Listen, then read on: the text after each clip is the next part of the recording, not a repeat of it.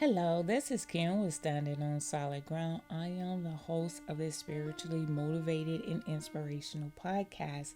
And today I want to ask the question, what is prayed up or being prayed up? I was really toiling with that. I've heard it throughout the years, especially when I was growing up. What my mom used to always say, I'm going to get myself prayed up. And I never really understood the terminology. And today, when I was just getting myself prepared for my day, this that came to mind. What is being prayed up? Now, I looked it up. I'm saying being prayed up. That is what I put in the search box. And it said it means that you must stay praying. Prayer is considered a communication with God. And there's always reasons to have that communication with God. And that we are not to be tempted like Jesus was by the enemy after he had prayed for 40 days and 40 nights, that when we are prayed up, we are not easily to fall victim to the enemy. And so as I am sitting here and I'm like, that does make sense to me. That's coming together. And then, the importance of being prayed up is that you're going to constantly be challenged with some type of situation. There is always something that's going to come about. I don't care what piece you may have on one side. There's another side where something is always going to go wrong. There's something where we're not expecting something to happen. A bill could pop up. Someone can get hurt. Emergency call is made. It could be anything. The most important thing about staying prayerful is automatic for you to do it when something does come about. When something may come to thought, or someone may come to you with bad news, or you may get a letter in the mail. It really doesn't matter how it comes. The automatic defense mechanism would be to pray. Because when you are a praying person or individual, you keep that line of communication open with God at all times. So when things are going well, that's when you need to keep it open the widest. Every day that we do not pray, the communication line shrinks.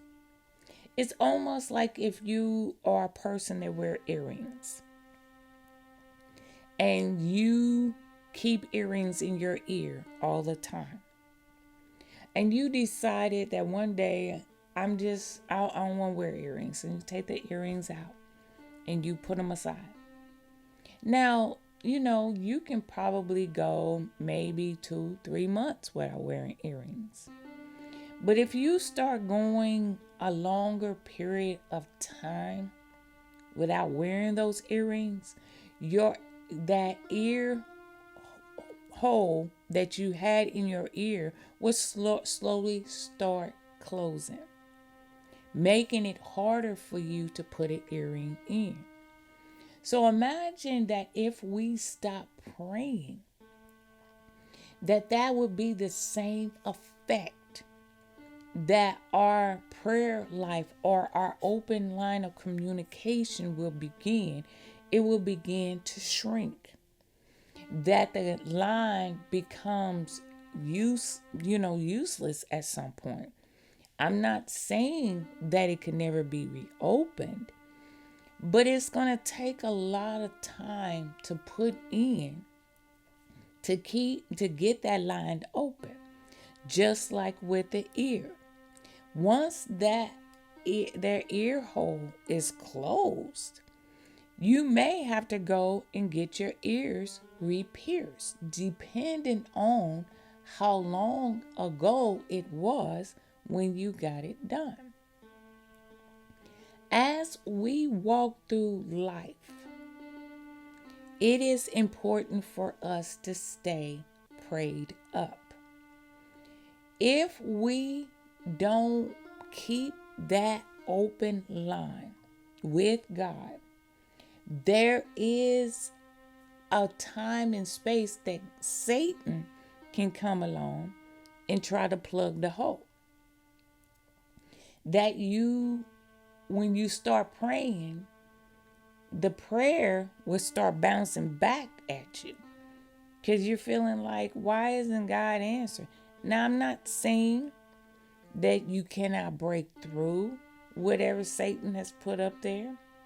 But let's say that you haven't prayed for 5 years, 10 years, because you felt like you didn't need to have that line of communication.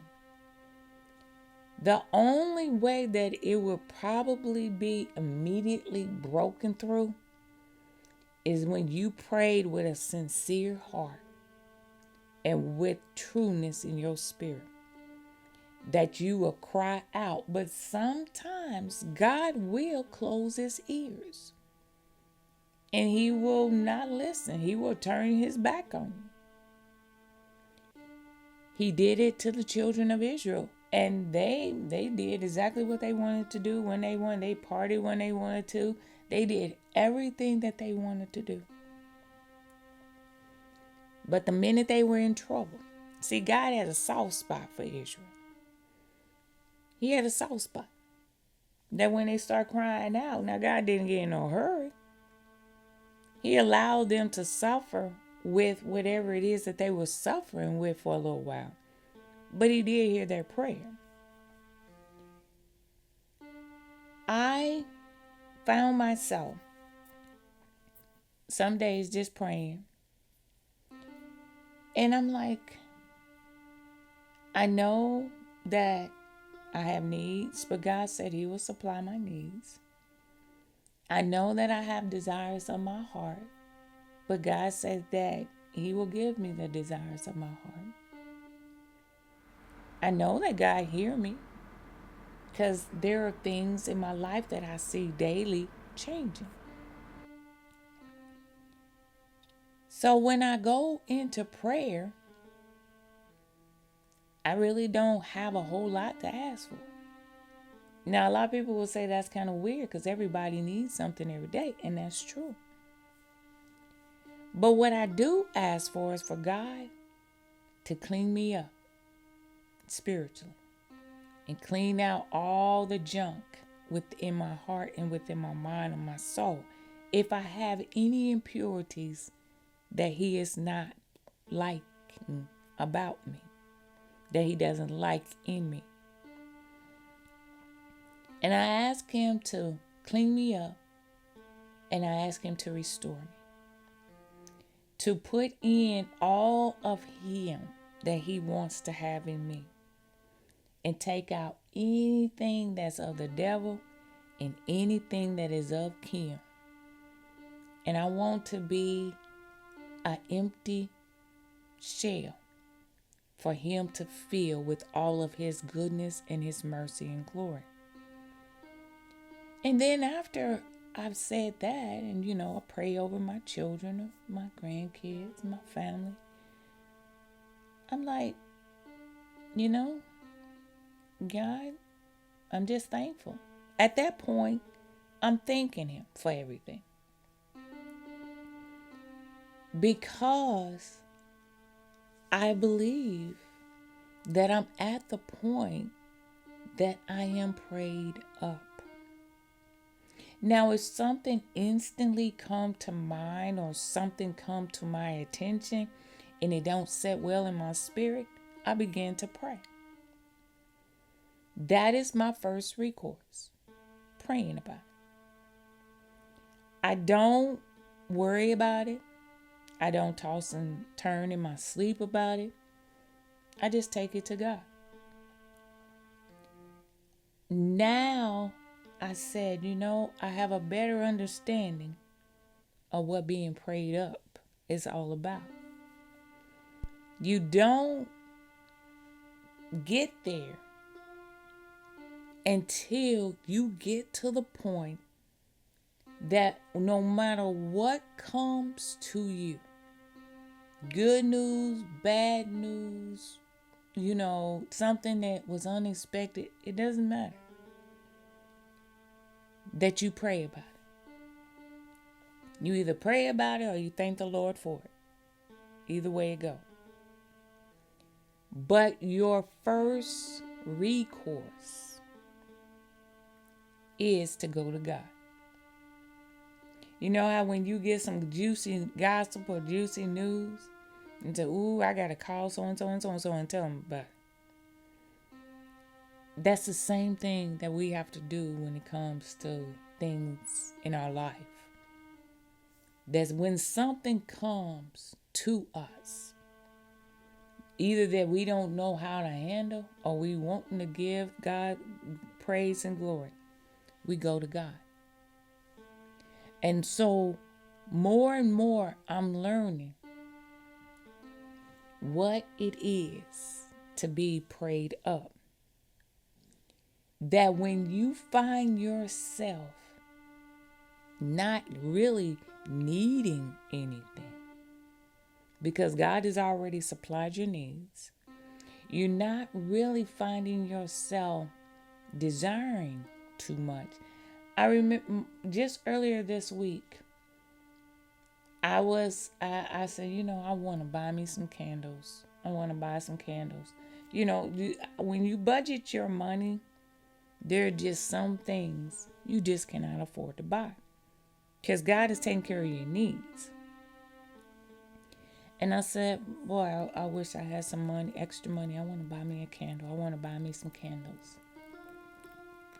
My son bought me a candle for Mother's Day.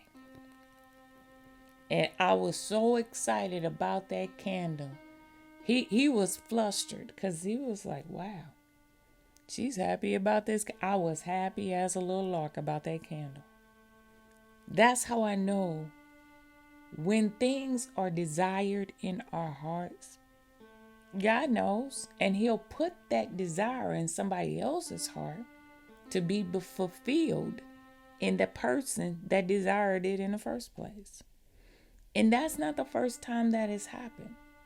There have been many times when instances like that has happened.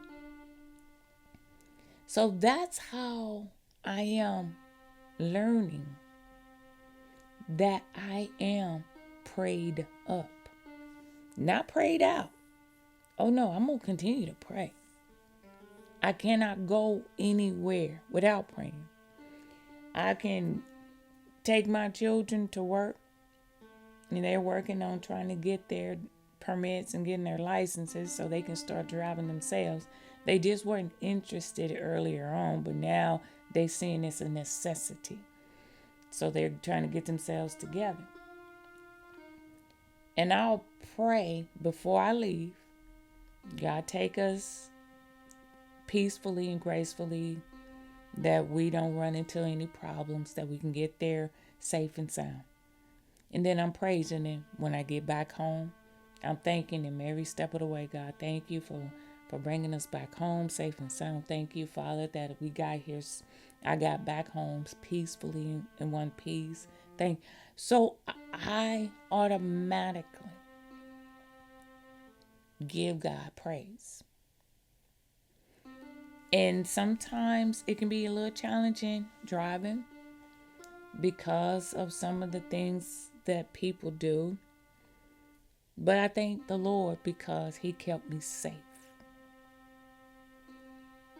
When your instant reaction is to pray, that is when you know that you have that open line of communication with God. that you are on the right course. You don't complain. You don't go into this woe is me attitude. You don't go through all of this bad attitude situation, wanting to cuss everybody out. When your first recourse or your first thought is to pray, then you know that you are in that position of saying that I am prayed up.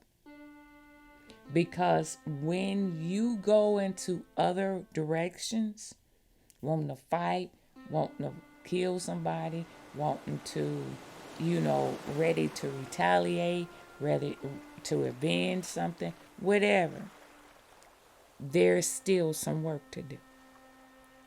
This is nothing but God. This is nothing but God. You have some work that needs to be done. You have some cleaning up that God still needs to do. But when you get to the point where you say, I'm going to step back from this. I'm not going to say, I'm just going to go pray about it. When you get to that point, then you know that you are right where God wants you to be as far as communication is concerned. So God can take you to that next level. The what is this of today? What is being prayed up? And being prayed up is that constant communication with God. That you always have a communication line. That even when things are bad, terrible, horrible, just absolutely out of control in your life, that the first thing you want to do is pray. That's when you know that you are in that line of being prayed up. This is Kim with Standing on Solid Ground. You have yourself a wonderful and blessed day.